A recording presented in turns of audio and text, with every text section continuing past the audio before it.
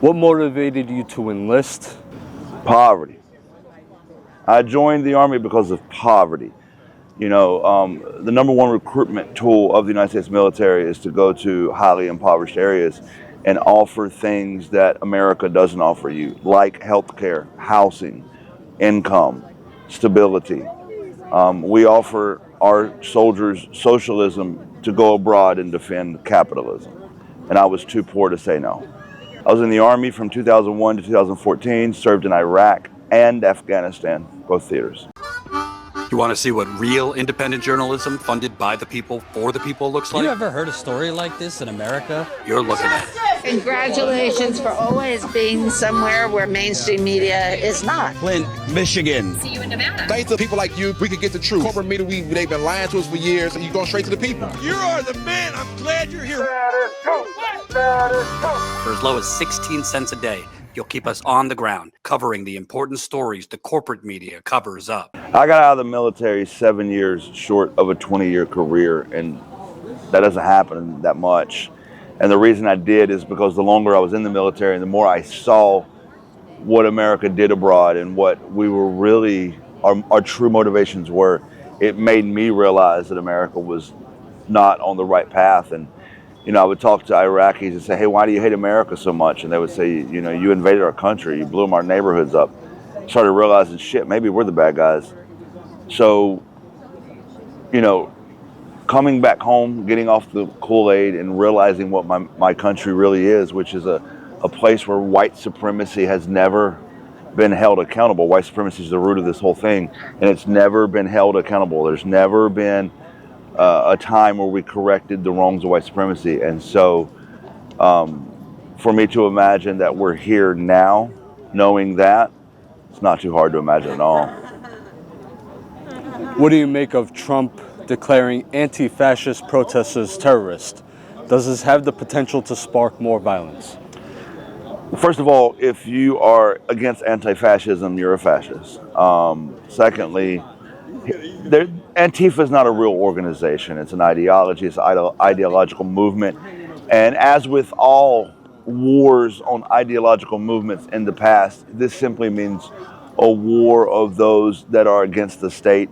It is it's a purposely ambiguous definition so that you can mold whoever you want into it as a way to suppress free speech, as a way to suppress opposition, as a way to clear the voter rolls of those who would vote against them.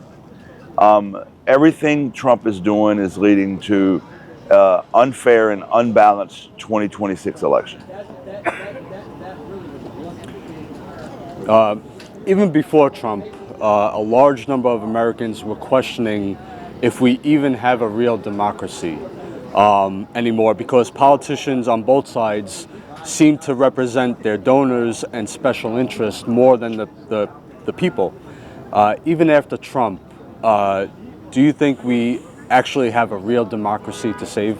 I've said it 1,000 times. Once we defeat this Trump regime, once we defeat the MAGA movement, and we will, what the other side of that looks like is the most important part of this entire conversation, because there are some out there who say, oh, we just want to get back to normal.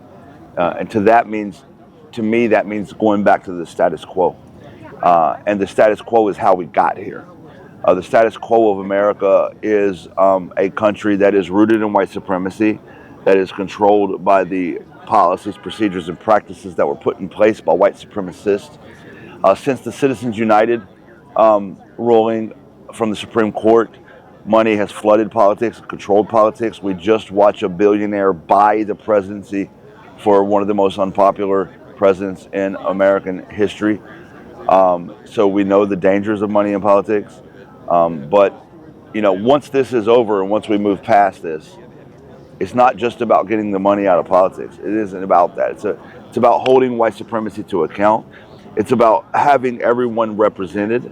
It's about equity, not just equality. It's about a table that includes the total of the American people.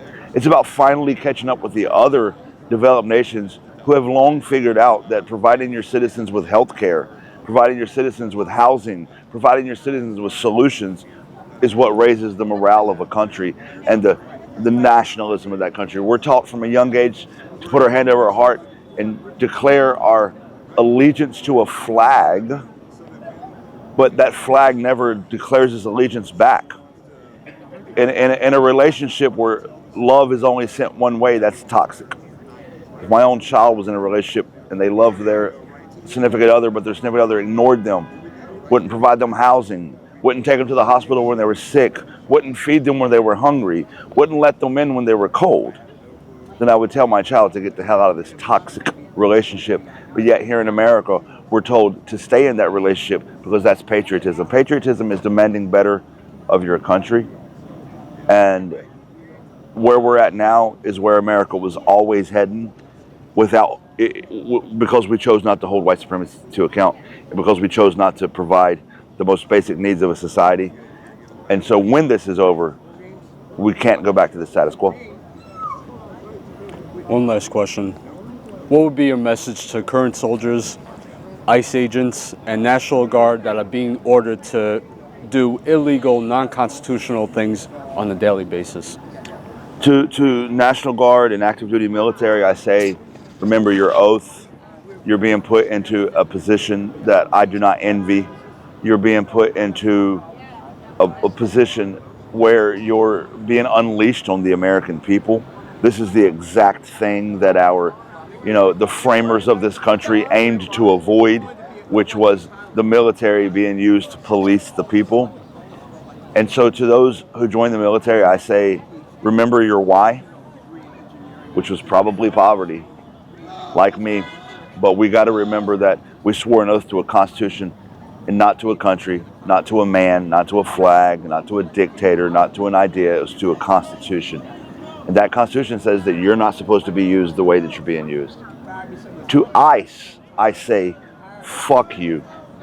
Anybody who would join ICE right now while we're watching them kidnap people off the street, rip mothers away from their children, break up families and homes, strip workers out of the fields, go into courtrooms where people are doing the legal right thing and take away fathers, uncles, mothers, sisters, brothers, and usher them away into a dark prison where nobody knows where they're at, you can't find them, building concentration camps, calling them Alligator or Alcatraz. If you would join that force right now with that knowledge, then you did so knowing what you're getting yourself into, and you did it because you agree with it.